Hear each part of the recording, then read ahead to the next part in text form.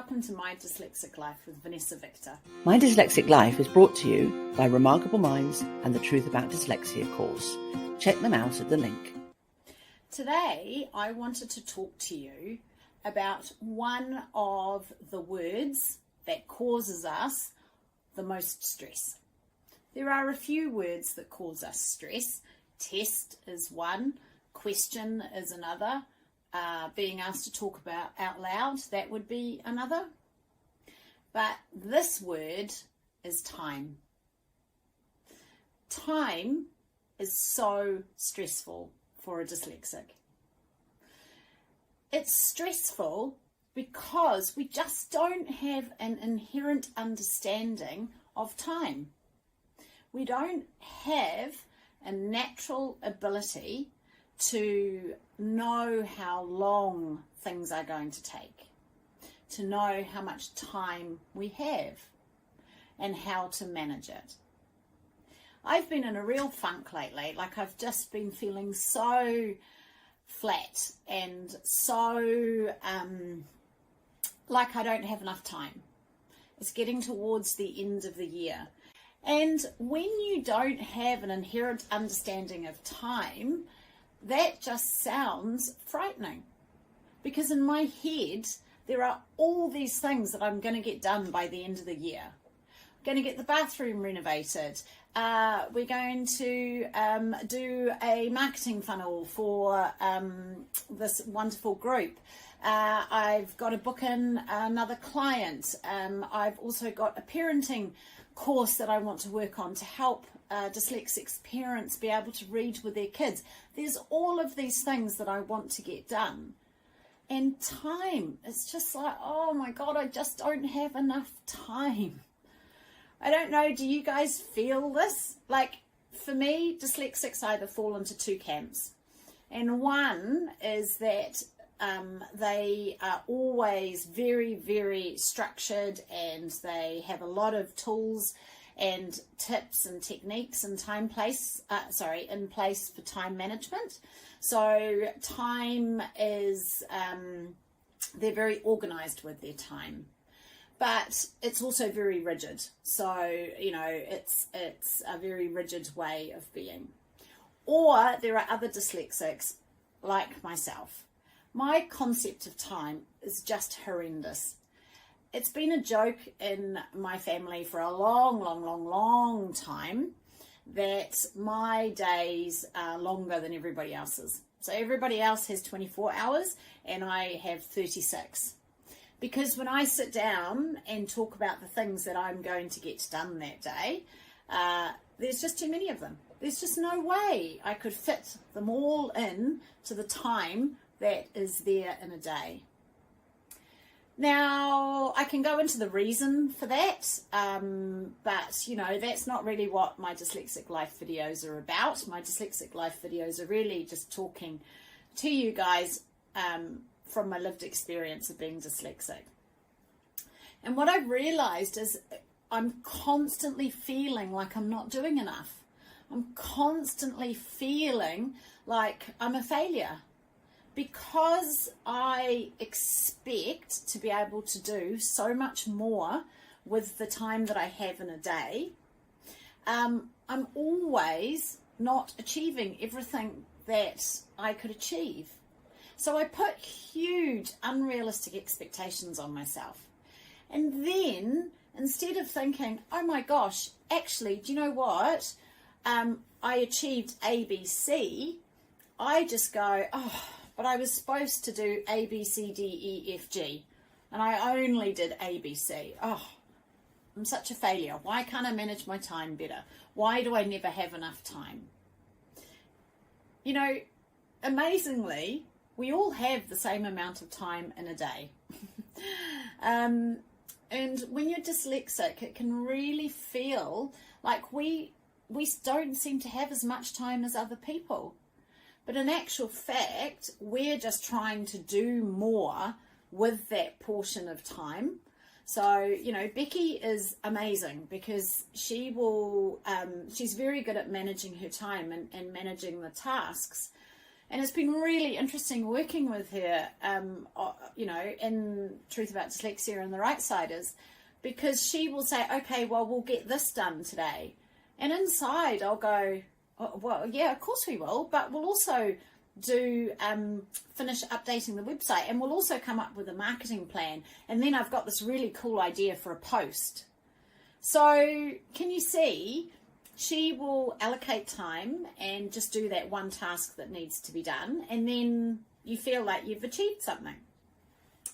I will allocate time, try and do 3 or 4 things, and only achieve one of them, so then I feel like I haven't done enough. It's that feeling that starts getting me just feeling a bit down, because you're like, oh, no matter how hard I try, I can't seem to get all of these tasks done. And it even happens in my personal life. I mean, I'm not even talking about work. Saturday will roll around and I'll think, okay, I'm going to, drop my son to cricket, and then I'm going to do that chore that I've been meaning to do for ages. And then actually I'm going to, go and wash all the bedding, and then actually I really want to get to that shop and have a look at that thing, and then actually I really want to go and see my girlfriend. So already I don't have enough time to do all those things, and so therefore I constantly feel like I don't have enough time. And it's just such a horrible feeling. It really is a horrible feeling, like you don't have enough time. And it really is just the way that I'm approaching that amount of time. There is only an hour. And because in my mind, I visualize a task being finished. So I think, okay, I've got to go to the supermarket. I just see myself at the checkout with all of the things I need. Yeah, that's what my mind sees.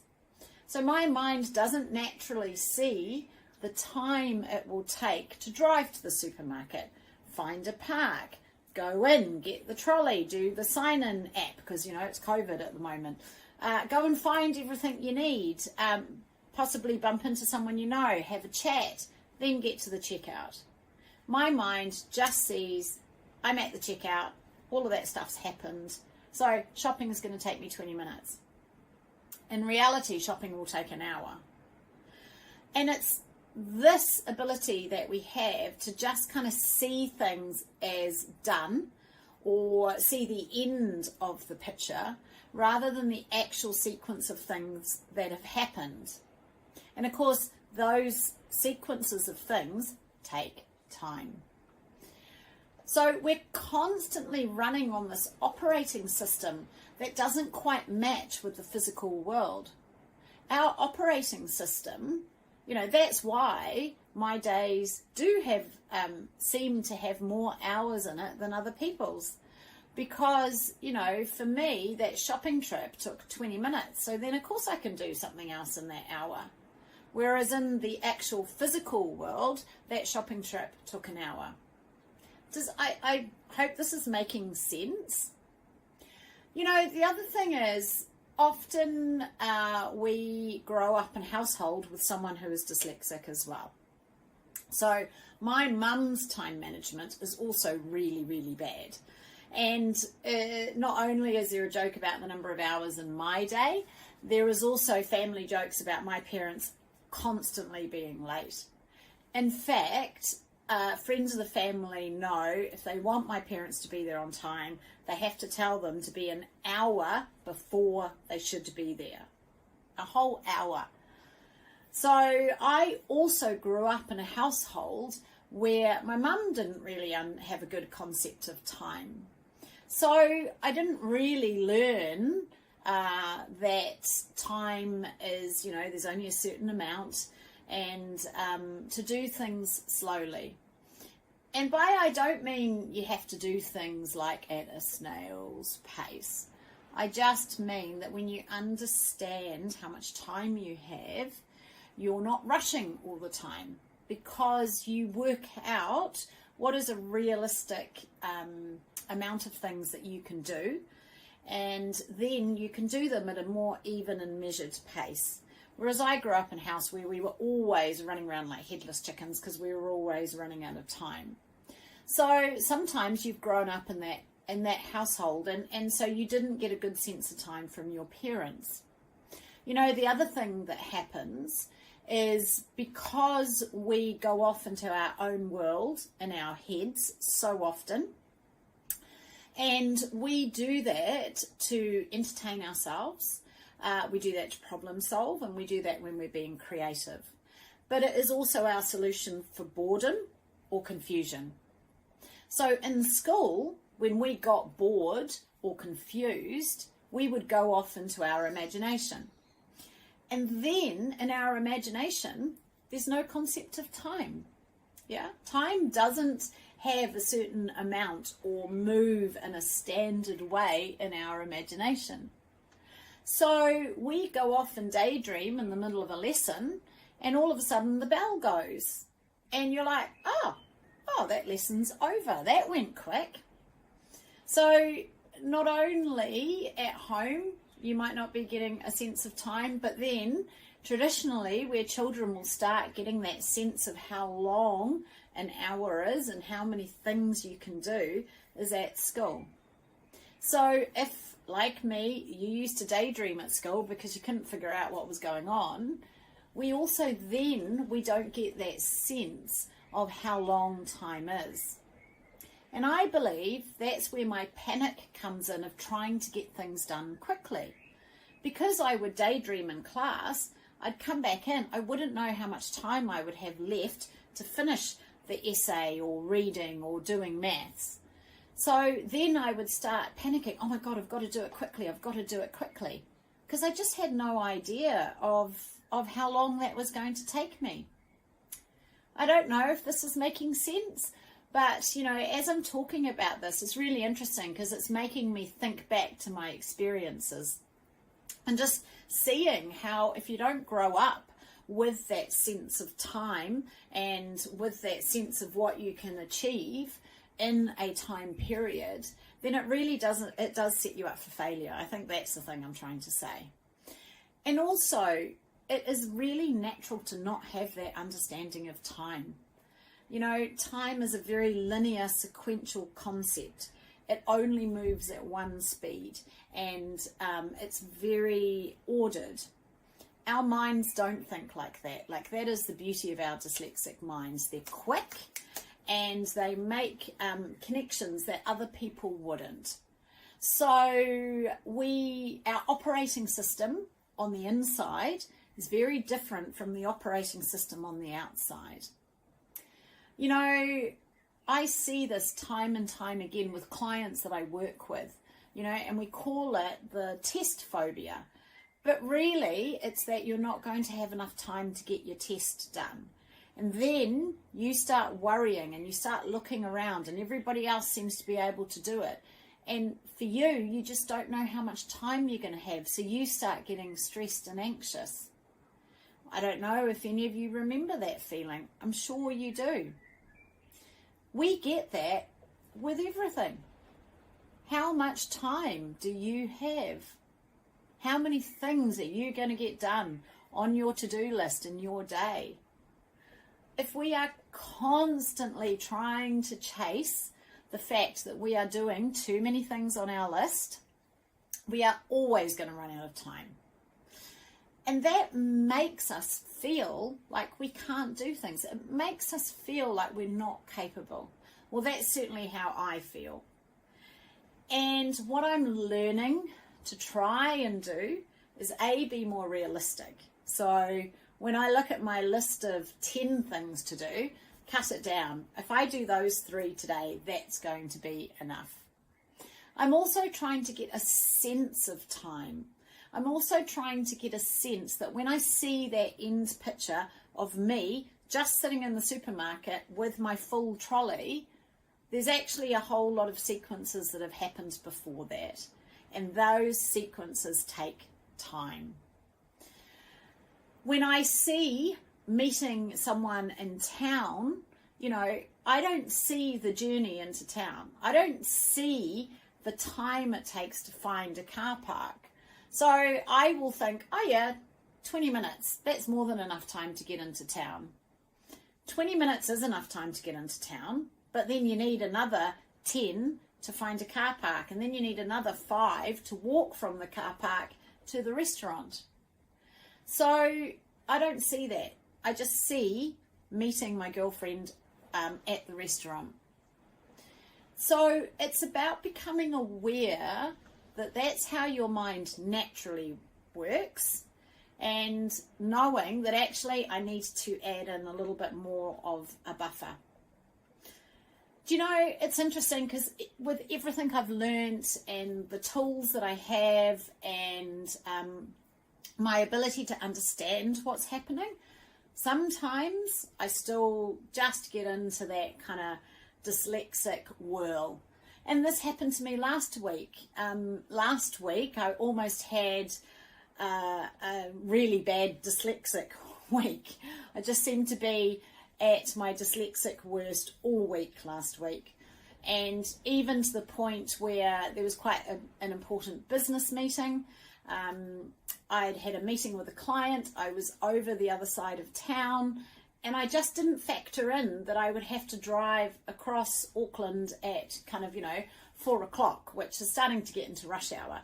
And I was like quarter of an hour, 20 minutes late for this really important business meeting.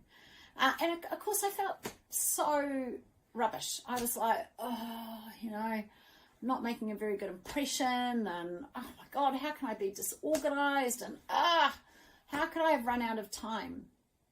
So, even with everything that I know, and even the understanding, and even being able to realize why I do these things, I still have dyslexic moments. At the end of the day, I am dyslexic. So time is always going to be something that doesn't come naturally to me. Time management doesn't come naturally. All I can do is, when I think I'm going to be able to do 5 things, as I've said already, cut that list down. When I see that picture of me at the supermarket or at that restaurant, just, take a deep breath and think, okay, I actually need to add some more time in before that. I've just had to take a flight yesterday, and what was amazing is that actually when you do that, life is so less stressful. It was so much calmer getting to the airport with time. I could actually sit and have a coffee before I got on my flight. Allowing myself that extra time actually makes me feel better, because then I'm not constantly on that hamster wheel, and I'm not constantly feeling like, oh my God, I'm going to run out of time, and I haven't done it, and I'm not going to have enough. The more that you think that and feel that, the more you're going to stay in that loop, the more you are going to not have any time.